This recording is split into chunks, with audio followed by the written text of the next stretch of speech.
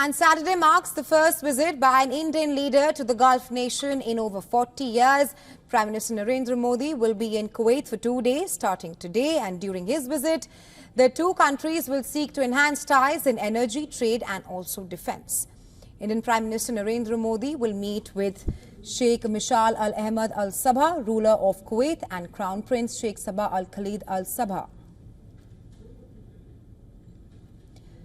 A secretary in India's Ministry of External Affairs said that they are expected to discuss all areas of cooperation.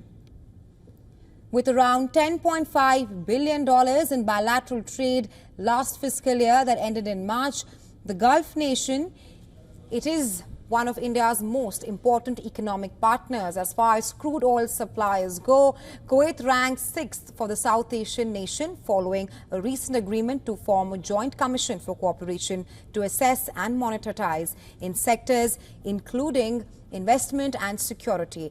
Prime Minister Modi will also spend 2 days in the Gulf nation at the request of the Kuwaiti government. Prime Minister Modi will also meet with members of the Indian diaspora. Indians form the largest expatriate community in the Gulf country.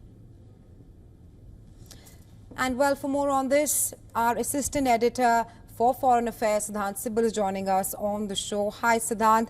Prime Minister Modi has departed for a 2-day visit to Kuwait, the first Indian leader in 40 years. Tell us the significance of the visit and also take us through Prime Minister Modi's schedule.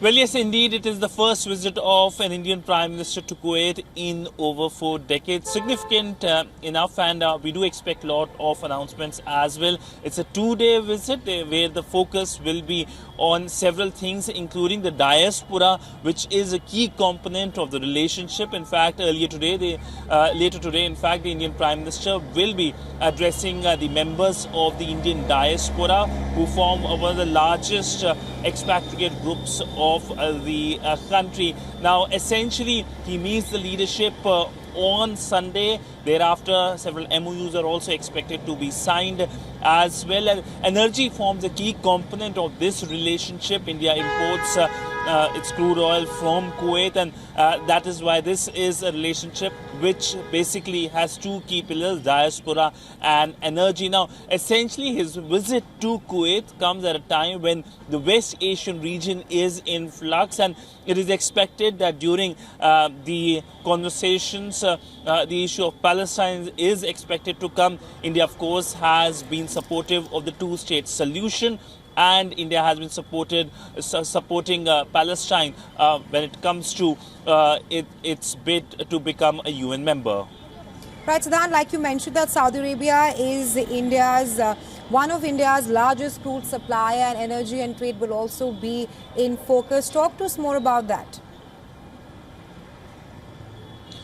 Well, essentially, when it comes to the entire Gulf region and large part of the West Asian region, there are two key pillars. One is diaspora, another is the energy bit. When it comes to energy bit, countries like Kuwait, Saudi Arabia and UAE form key pillars of that. India imports not only crude oil from them, but these countries are keen on investing in India's energy sector. In fact, recently we saw the Sri Lankan president in India, and the big ticket announcement was that UAE is going to help India and Sri Lanka in terms of the pipeline that is being proposed between the two countries. And like this, Kuwait is also keen to invest in India's energy sector, especially in the strategic petroleum reserves as well. But all in all, whether it's energy or diaspora, both of the components are going to be the key focus during the visit. In terms of diaspora, it is the issue related to the laborers that is going to feature significantly. Earlier this year,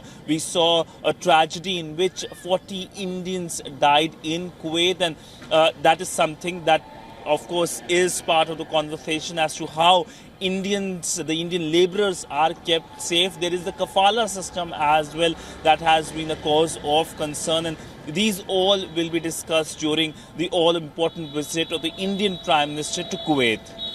Right, Siddhant, thank you so much for joining us on the show with your insights.